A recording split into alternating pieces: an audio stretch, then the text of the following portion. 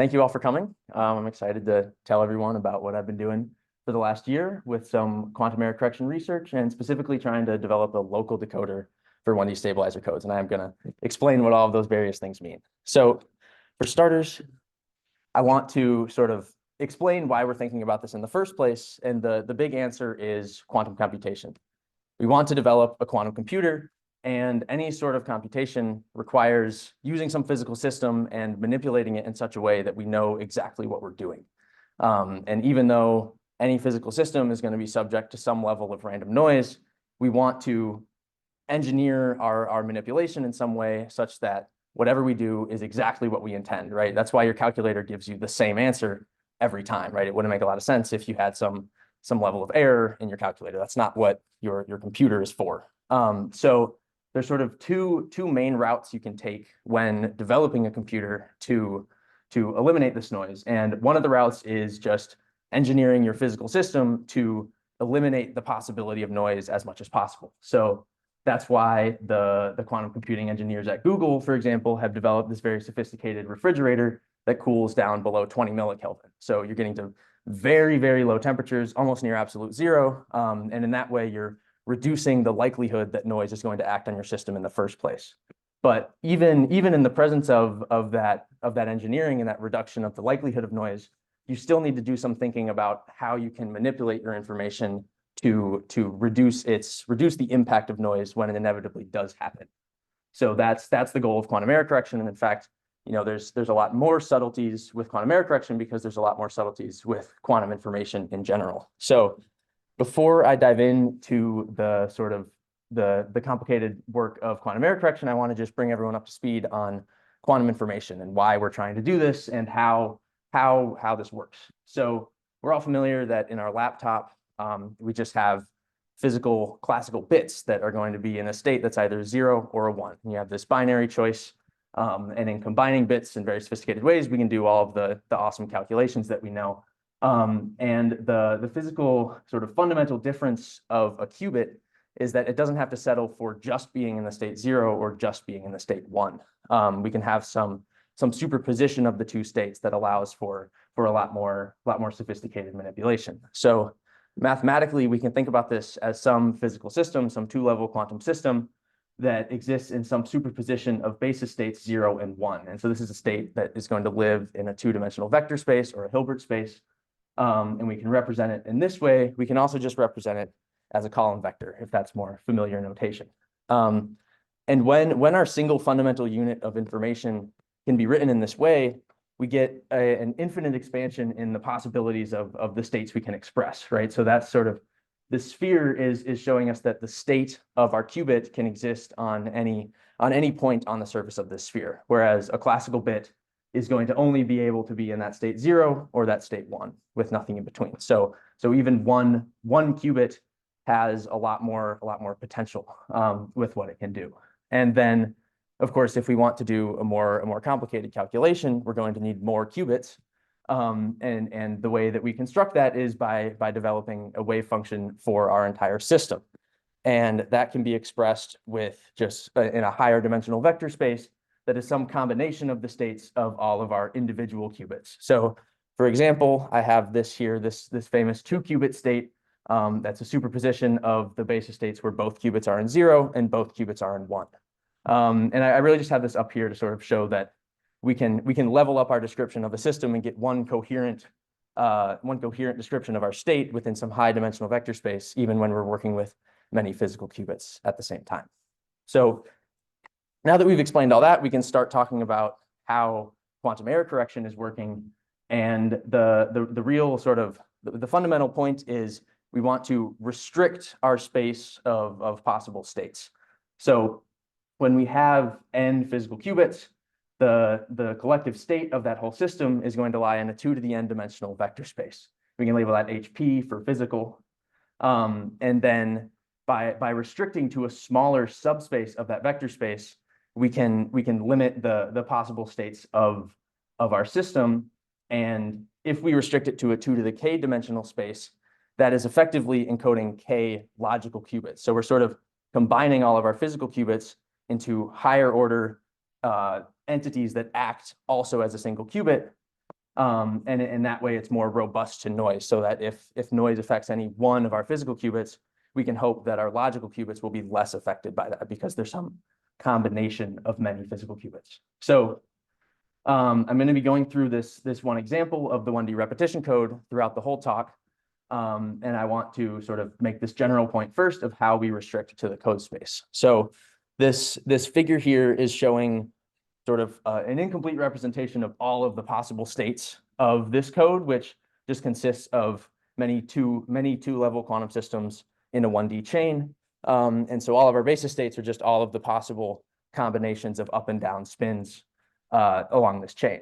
And then if we restrict our code space to simply the two states where all the qubits are aligned pointing up or all the qubits are aligned pointing down, that way we have this two-dimensional code space in which we can encode one logical qubit, because we also have a two-level system. And then we hope that if any one of these spins flips, we can return to whatever state we started in. And physically, this can be modeled as the ground state, the twofold degenerate ground state of the Ising Hamiltonian, in which all spins are aligned. And then in that way, we can use that twofold degeneracy to manipulate our two-level system. So the setup for our quantum error correction problem, after we've defined our code space and defined what system we're working with, we need to think about the noise, right? Because the whole goal is to, some noise is going to act, and then we want to develop a procedure that will undo what the noise did to our system. So certain codes can detect certain levels of noise, or certain types of noise, I should say. And this repetition code can detect bit flip noise, where these spins may be flipped by an application of poly-X, but basically that just turns a spin up into a spin down and vice versa. So we can develop this noise model and say that it acts probabilistically on our physical system. So there's a chance P that each of these spins is going to be flipped independently, and then we apply that noise channel, and perhaps it flips these two spins. And now we would like to figure out a way to get back to that initial state within the code space where all spins are pointing up. So for that reason, we need to develop a decoder that is some algorithm, some procedure that we can apply to our system to get back. And then a further restraint on what we need our decoder to be able to do in order to be successful is that it must have an error correcting threshold. And we can think about this as basically, if we make our system bigger, correction gets better if we have a threshold. So if we are below some physical noise rate P at the threshold, then as we increase our system size, we increase our number of physical qubits, the failure rate of our decoder decreases. And I'll explain what the failure rate means specifically for our decoder in a little bit, but I want to just show up a graph of an example decoder in the literature that does show a threshold, because it's sort of a lot of dependencies wrapped up in one sentence, and it's easier if we kind of walk through this graph. So they have plotted here on the vertical axis the failure rate of their decoder, and they have plotted on the horizontal axis the physical error rate of the noise model that they are using. And then we see this point around 8.2%, where the lines for the various system sizes cross over. And below this physical noise rate, you see that as the system size increases, the lines get darker blue, the decoder fail rate is decreasing. So the threshold of this code would be this value of 8.24% or something like that. So that is sort of what you're shooting for when you're developing a decoder. And now to tell you a bit about the decoder that we have developed over the past year. It is a local decoder, which I will also explain what that means, for this 1D repetition code I've been talking about on periodic boundary conditions, which just the periodic boundary conditions bit is saying that when we have this chain of spins, we really think of it as a ring of spins, where if we go off to the left, we come back in on the right. So all spins have two nearest neighbors there. And the reason that we picked this specific code is that it's the 1D analog to the 2D toric code or surface codes, which are sort of one of the standard codes being used in the modern quantum computing architectures being developed. So we sort of hope that by developing this model in 1D, it will be relatively easy to level it up to a 2D code that will be more practical. And the specific way that our decoder works is by some classical processing of stabilizer measurements, which stabilizer measurements tell us what the noise channel actually did to our system. And then we can stick that into some classical computer, do some processing, and apply a correction that follows a simple analogy that'll sort of develop along the way. But effectively, we're making the errors roll down a hill. We're taking balls and we're rolling them down hills. So we're kind of come back to that time and time again. But first, I want to explain more about locality, because that's really the key feature about our decoder that is new and that is special. And we can think about this as sort of a practical constraint, where if you want different parts of your system to talk to each other or have information about each other, and you're building a chip, you need to actually wire them together somehow, or do some operation to get that information to propagate from point A to point B. And so in a non-local setup where the spatial extent of information of any one site has to grow with the system size, right? So if we think of just this area of influence for this site here, as we up the system size, we also up the radius of that information propagates. And when we do that, if we want to make our chip bigger, which we do because below the error correcting threshold, making the chip bigger is going to improve our error correction. But if we have some non-local setup, it's also going to be harder to do that. It's going to take more resources.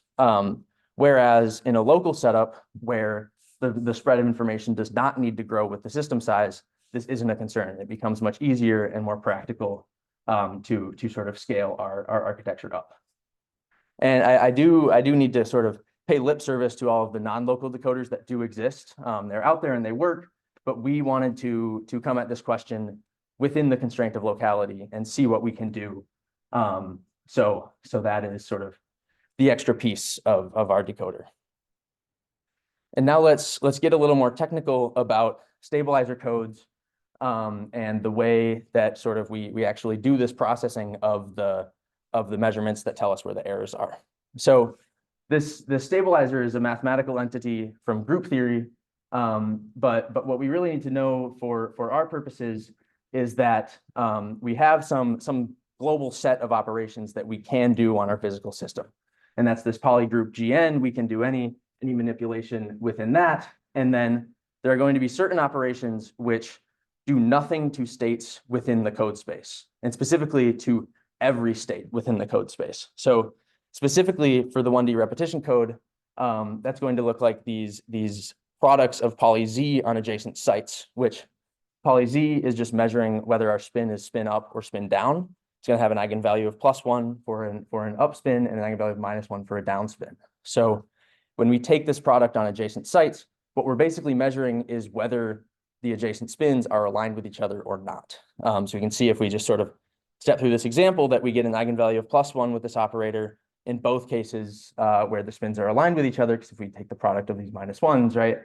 And when the spins are anti-aligned, we get a -1 eigenvalue. And so the power of this is, if we remember our code space for the 1D repetition code being constructed by the two states where either all spins are up or all spins are down, we're going to always have aligned spins in both of those cases. So we're going to see +1 measurements across the board if we measure these adjacent poly Z operators across our whole system, and it's in the code space. And if we see a measurement of -1, that's going to tell us, hey, there are spins that are adjacent to each other that are not aligned, which is also going to tell us that we have left the code space and we need to do some correction. So that's the power of these stabilizer codes. And I want to step through an example because maybe it's not very clear. So if we have this chain of spins where some of them have been flipped, we can go through and just measure the poly Z's on adjacent sites, right? So we look here, both spins are pointed up.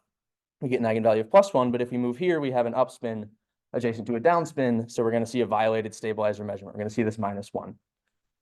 And then continuing on, adjacent down spins, we're still going to see this +1 until we get to the other side of this error string. And we're going to see a second violated stabilizer measurement. And then the additional power of this formulation of our question is that we don't actually get any information about the specific state of our system. And what I mean by that is that measuring these adjacent operators, we only get to know some information about the relationship between the two, but we don't actually know whether this spin specifically is up or down. So if we flipped all the spins, we would actually see the same slate of stabilizer measurements across the board because we just see the same places where spins are anti-aligned and spins are aligned. So in this way, we can make these measurements on our system, but not collapse the superpositions and ruin the entanglement and destroy all of these unique features of quantum information that we would like to keep. That's the whole reason we're doing error correction in the first place is we want to keep our quantum information intact. So by doing it this way, we can. We don't learn anything extra about our system by measuring the stabilizers. So following up with this, I want to sort of belabor the point about domain wall pairs, which is corresponding to these violated stabilizer measurements that we saw at the edges of this error string here, because the sort of mechanics of our decoder are going to depend entirely on thinking about this in terms of domain walls. So if we happen to have some application of the noise channel that flips these 3 adjacent spins, we're left with an error string on our system. We can take these stabilizer measurements, and what we can think of this as is simply a wall between the regions of our system where all the spins are aligned and all the spins are not aligned. And then if we wanted to, say, apply some correction and try and shorten this error string, we could flip this spin with an application of poly-X to try to undo the noise. And that would have the effect of shortening the error string, equivalently moving the domain walls towards each other. And so we can continue doing this, continue moving the domain walls towards each other until they end up coinciding on the same site, at which point they disappear because we've removed that region entirely from the system. So what we would like to do is to get these domain walls to annihilate with each other, and then we can remove error strings from our system. So that's sort of the good case, the case in which they go the short way, but maybe our decoder tells us to do the wrong thing and actually make the error string longer, which is equivalent to moving the domain walls farther away from each other. And if we continue to do this, keeping in mind the periodic boundary conditions, we just let these domain walls propagate all the way around the system, they're going to annihilate again, but now we've ended up in the wrong state. We did end up in a code space state. We're back in our code space. There are no violated stabilizer measurements, but it's a different code space state than the one we started in. So by applying our correction, we actually changed our information. We flipped the value of our bit when we didn't want to. So that is what we consider to be a logical error, and that's what the fail rate in that plot that I was showing a couple slides ago was. So that is what we're trying to avoid. We're trying to develop some procedure that can get all of our domain walls to correct with each other the short way. And how do we actually do that? There are sort of two independent pieces of our decoder that when we look at either one of them on their own, they actually don't work, and we don't see this error correcting threshold. But if we can combine them, we end up actually seeing a threshold. So I want to sort of start by going through each one on its own, and then at the end explain how we combine them and show the results that we see there. So first up, we implement an attractive interaction between the domain walls, where the sort of big idea here is these domain walls are going to tend to be close to each other simply because the length of some error string is going to be determined probabilistically by p to the n, where p is the probability of noise.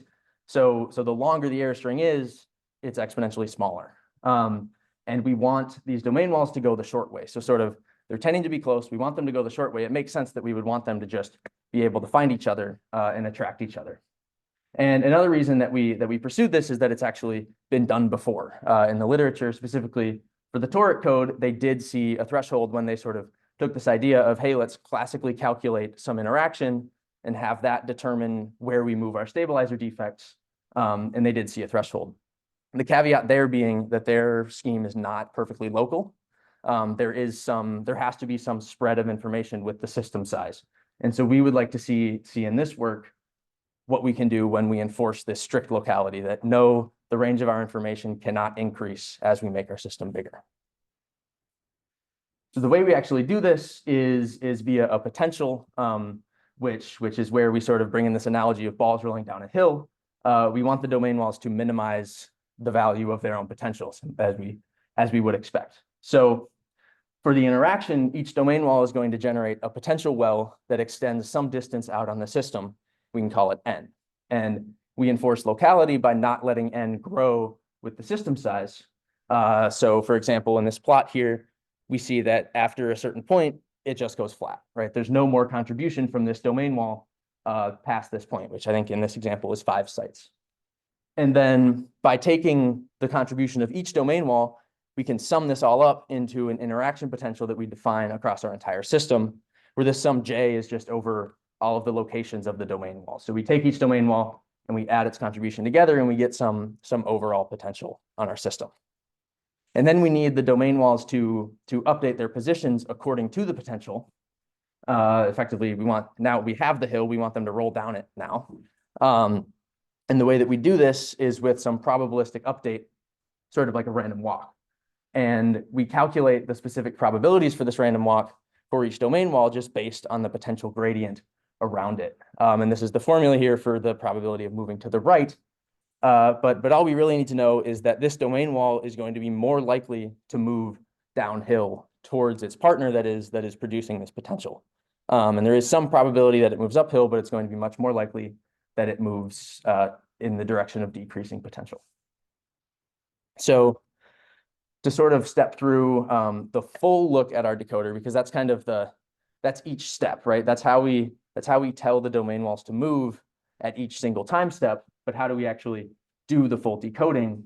It's the following repetitive process. So we start in a code space state, because if we could have it our way, we'd always be in a code space state.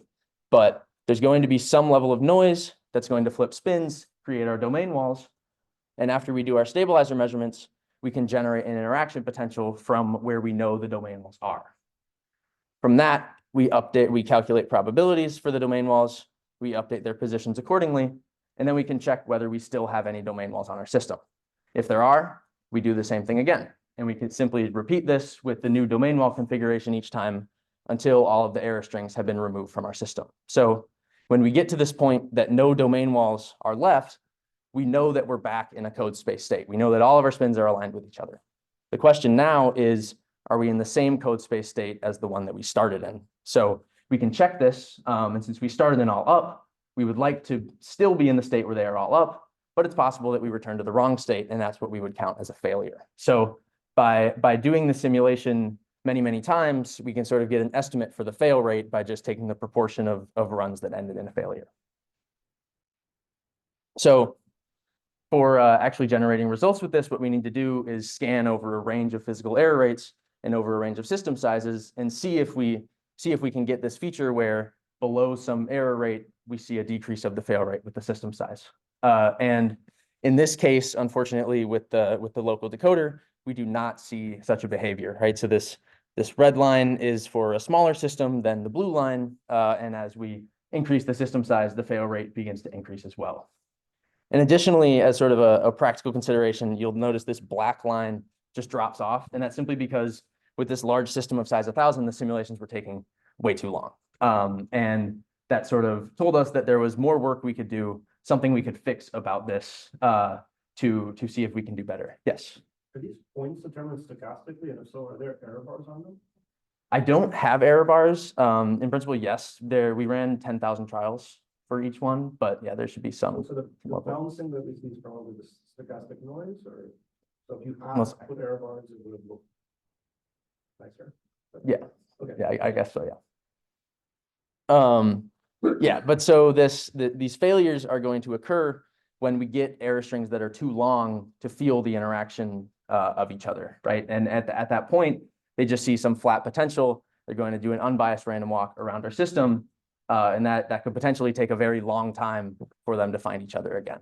So that's sort of a big X for the attractive interaction on its own when we force it to be local, but it carries us right into our next idea, which is to implement some background dynamics on the system, which the moral of this story is we don't have to settle for this unbiased random walk that happens. We can maybe do something better and influence the ways that non-interacting domain walls are going to behave by implementing a background potential on our system as well. So if we, for example, just had some potential that increases linearly with the distance from some site on the lattice, we would expect all of the domain walls to sort of roll down the hill and meet in the middle here. And since in this example, the potential gradient is constant, right? We have a linear potential. We're going to see constant probabilities for this biased random walk across our system. Another important point about the background is it is completely local. We don't have to worry at all about any spread of information because we're simply using the position of a domain wall to move it. There's no other consideration there. So that's a plus for thinking about these background dynamics. But as we'll see eventually, there are some drawbacks as well. But first, I want to show the specific background potential that we used, which was a period of a cosine function, because we have this choice of choosing any periodic potential that has this well might be a useful way to implement these background dynamics. So again, we're just calculating random walk probabilities based on the potential gradient. Just this time, the potential is this static background that's not changing instead of an interaction that's determined by the domain walls. So in this example, we have one error string, two domain walls on this side of the system, and they're both going to be biased to move to the right towards the center and hopefully find each other and annihilate there. And then we also have this other error string, which is longer and sort of spans the periodic boundary conditions around the maximum of our potential. And this is where we start to see sort of some issue with the background dynamics, because these guys are going to be biased to move away from each other. All they know is the potential gradient at their position, which is telling this guy to move to the right and this guy to move to the left. And if they continue this, they're going to find each other in the middle, but only after having propagated their error string all the way across the system and flipped every spin. So that's what we try to avoid. Yeah.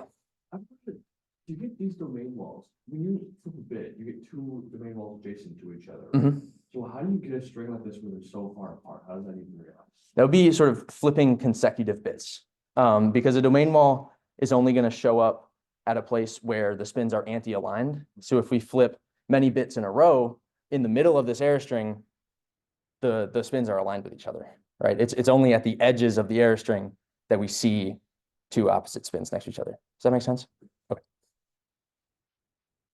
So to sort of prove this point about domain walls across the maximum being the problem here, I ran a quick simulation where I simply didn't let any errors be created in this region around the maximum. The idea here being that it is unlikely that a domain wall is going to move against the bias of its random walk all the way up and over.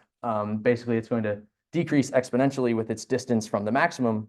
So if we just set it to be some significant distance away, we don't expect it to move all the way against the bias. And in fact, so for this example, we did 20% of the system near the maximum. We just didn't let the noise channel act there. So all the domain walls that were created down here.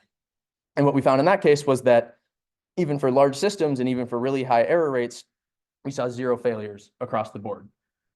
So that sort of proves the point that the only way that the background dynamics fail is when we get these error strings that split the maximum and end up moving away from each other. So when we do actually a real simulation and let the noise act on our entire system, we see some unfortunate results.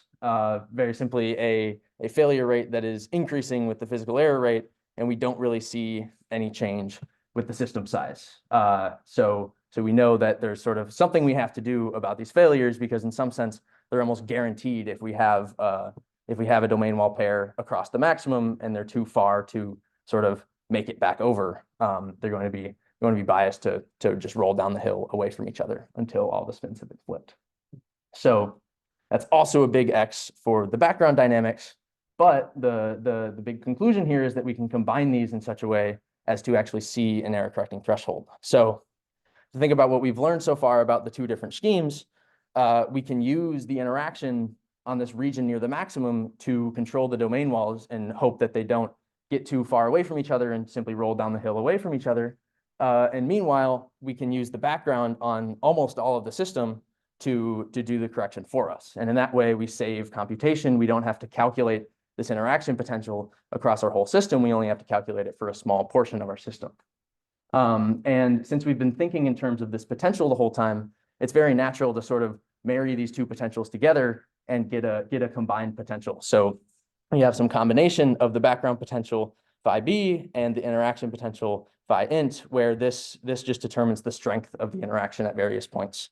So to illustrate this combination of the potentials, we can look at some section of the system where we see this decreasing background potential to the right. And let's say there are two domain walls in this region who produce the combined interactive potential that looks like this. So when we combine the two potentials, we simply see a superposition of the two, where these domain walls are both going to be biased to move towards the right, but there's also some likelihood of them moving towards each other due to the interactive potential. So when we actually implement this on the background potential that we've been looking at, the way that we limit the interaction is to simply define it on this flat region here. So we have a period of a cosine, and then we have a flat region that takes up 10% of our system around the maximum. And so it's on this flat region that we define our interaction. We set the strength of it to 1. And then on the rest of the system, we basically trust the background dynamics to take care of things, and we set the interaction to 0. And then by combining the potentials in this way, we can continue doing these probabilistic updates with the same likelihood of moving to the right based on the potential gradient. So we did the same thing. We ran this for lots of system sizes and for lots of error rates, and we see good results. So looking here for error rates below 20%, we see that as our system size increases, our failure rate is decreasing. So that is evidence of a threshold and warranted further investigation. So we looked at these higher error rates all the way up to 0.5 and above, and we see that the point at which these lines cross over is right around 0.5, which is sort of the highest possible error rate that we could hope to correct in this code, and is a very, very cool result for these local dynamics, right? We know that we can get a threshold for some non-local dynamics, but now we've come up with this scheme that is purely local and still has this property. So to wrap up, I just want to go through the same outline again, where we looked at an interaction that we limited to be strictly local. We didn't let the range increase with the system size. And when we did this, we did not get good results. So we thought, maybe there's a way to implement some dynamics on the system as a whole. And we looked at that, but it has this problem of this small part of the system that is really the source of all of our errors. So we then went through and we combined these two things in a way that's computationally efficient. We don't have to use the potential or the interaction on most of the system. And we end up seeing a threshold at the very high value of 0.5 when we allow the decoder to update until all domain walls have been removed from the system. So at this point, there are a couple questions that we would like to still answer. For example, we would like to see what we can do about the size of this flat region, right? We would like to make that as small as possible, and that just saves us computation. And also, if we can get it to be constant with the system size, that would be a purely local system. We wouldn't have to spend any extra effort to make our system larger, which would be a big win. It's also important to think about the time that it takes to decode, specifically time being defined as the number of update steps that we need to take, the number of times we need to calculate a potential and move the domain walls according to the potential, is an important factor when we want to think practically about how often the noise is acting and how long our calculations take and things like that. So right now, we've put no bound on the time. We've let the decoder update until all domain walls have been removed, however long that may take. But what can we do if we implement a stricter time cutoff? What happens if we implement a constant cutoff or some cutoff that scales with the system size in some way? So those are sort of more practical considerations that we want to nail down about this decoder. And then finally, once we have this fully fleshed out local decoder for one dimension, how can we turn this into a two-dimensional decoder for toric and surface codes for actual implementation in quantum computing architectures? So with that, I would like to thank you all for coming, and thanks especially to my committee. And yeah, hope you learned something.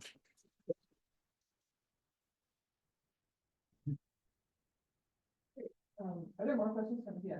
Yeah, I had a question actually related to the second further question. So this whole time I was kind of wondering about this time cutoff.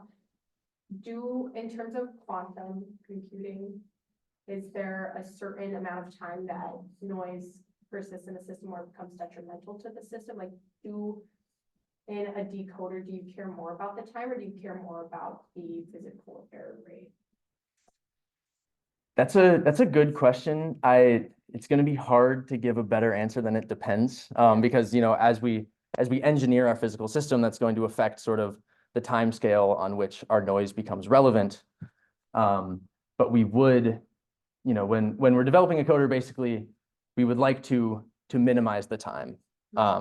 And yeah, it's going to be up to implementation how they specifically need to relate to each other. But as a general rule, if we're making a decoder, we'd like to make it as fast as possible. Right. And then I guess another question related to that, as the decoder acts on the system, is it possible that noise is being created at the same time in a physical system? And how does that, like, what if domain walls were introduced in the middle of a system that was already converging? Yeah, that's a good question. The answer is yes, that is happening. Sort of a critical assumption that we make when we solve these problems is we kind of assume that our processing is going to happen faster than the noise is going to become significant again. And that's one reason that we would like to minimize the time so that the validity of that assumption holds. But in general, yes, the noise is always acting. And we'd like to see how the decoder can do. There are other versions of the problem where we do sort of in the simulations continuously inject noise and see how it can do. But we've stuck to the single shot application for these simulations. Yeah. How close is like an error coding scheme like this to being actually like physically implemented? Do you guys have like collaborators, or is this like years out? It's like kind of just Yeah. So we ourselves don't have any experimental collaborators, but I mean, if you go to any, for example, any cold atom group, they're probably going to be using a surface code, which is a more sophisticated 2D version of this. But all that is to say, these codes are being implemented. why 2D and not 1D? It's for one, you can encode more logical qubits. So you can in the surface code, you can encode 2 logical qubits instead of just 1. And yeah, you can also just do more powerful computations there. Is it? What can't you correct? Oh, true. Yeah. So the repetition code is limited to only detect this poly X noise. But another feature of the 2-dimensional codes is you can detect poly X noise and poly Z noise, which effectively gives you control over all possible operations on your system. Yeah. So you said the decoder works to recognize where the states don't match up, but it doesn't actually understand the state of the system. I guess this might come from my lack of knowledge in quantum spins as a whole, but is there a reason it wouldn't be beneficial to just to predict the state of the system and use that to drive the decoder? So then you wouldn't, I guess, the way I'm thinking about it, so then you wouldn't end up in a situation where you have a logical error in your final decoded. Yeah, there is a reason that we don't want to do that.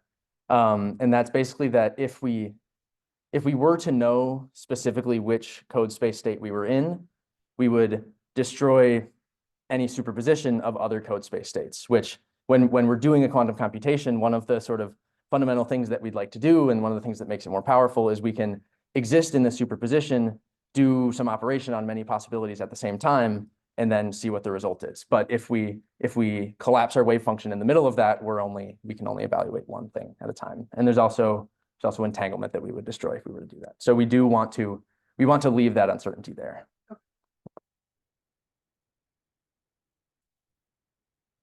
Questions from you guys?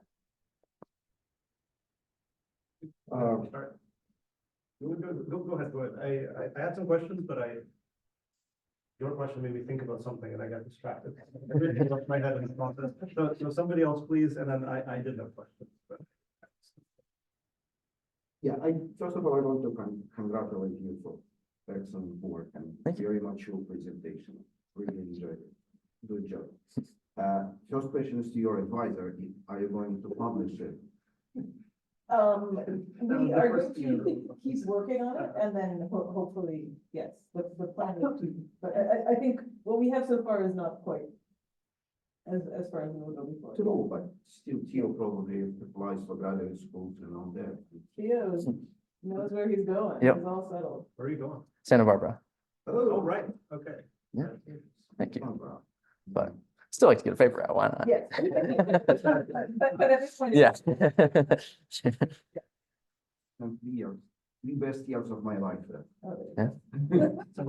I have After you leave, it's all done.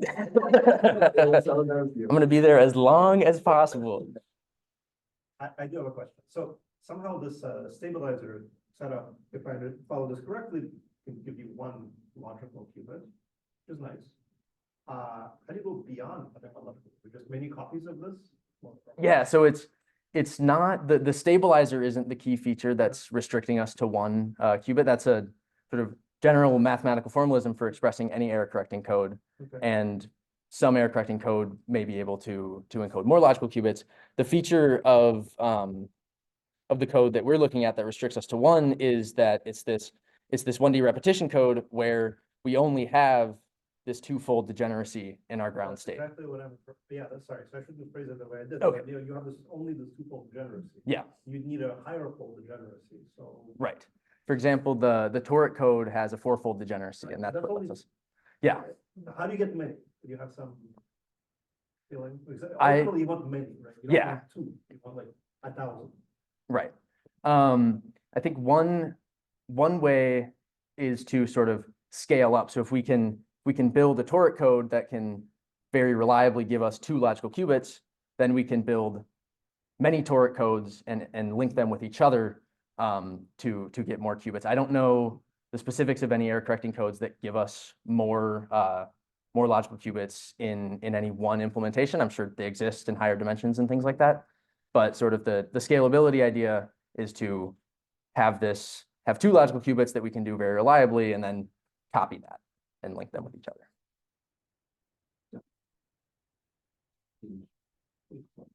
Kind of mentioned to your introduction.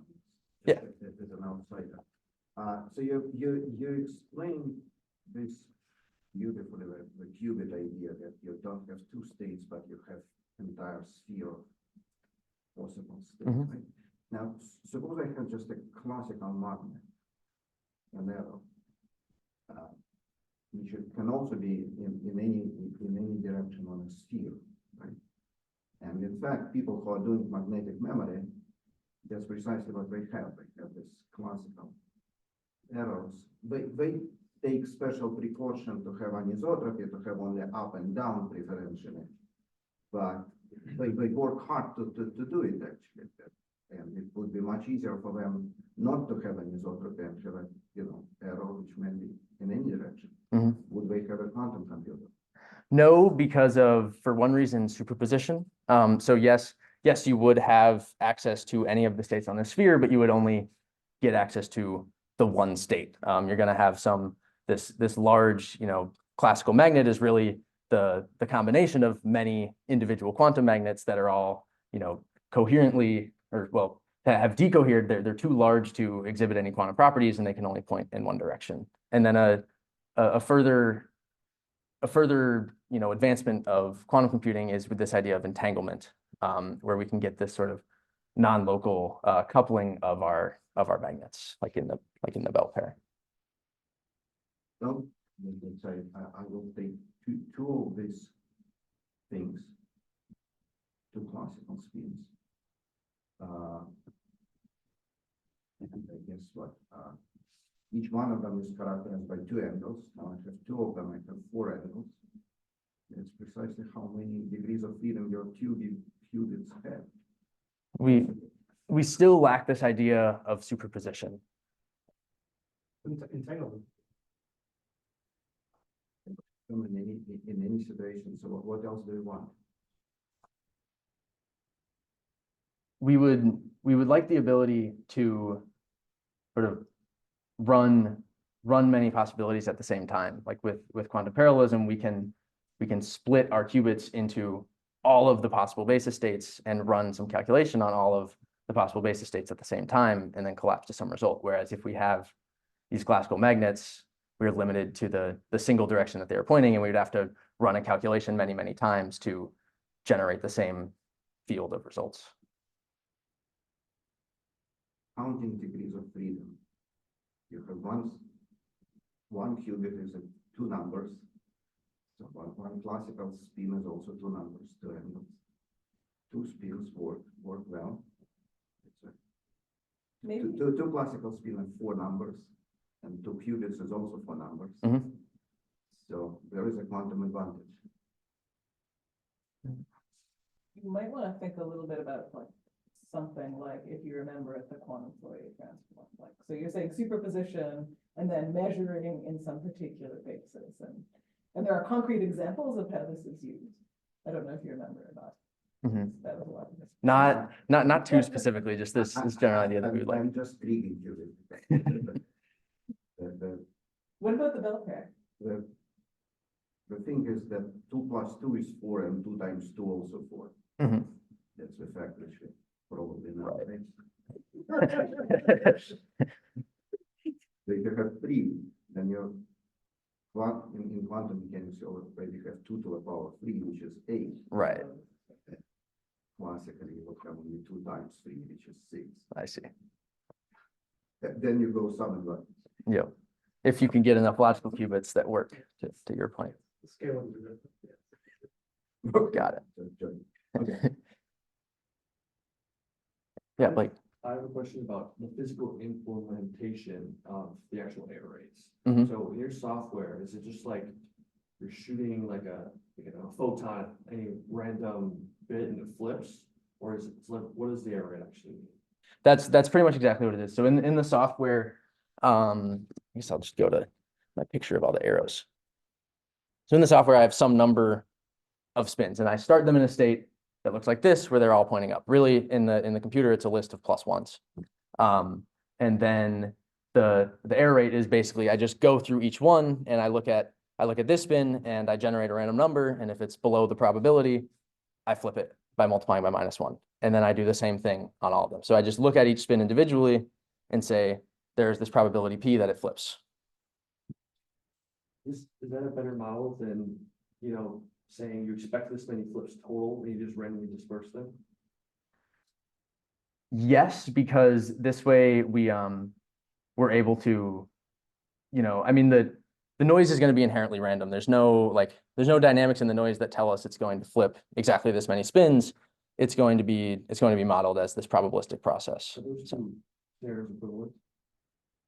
No, because I mean, let's say we had 100 spins and a 10% error rate, it's not guaranteed that every single time we get 10 flip spins in that setup, right? We might happen to get 5, or we might happen to get 20, instead of always getting 10.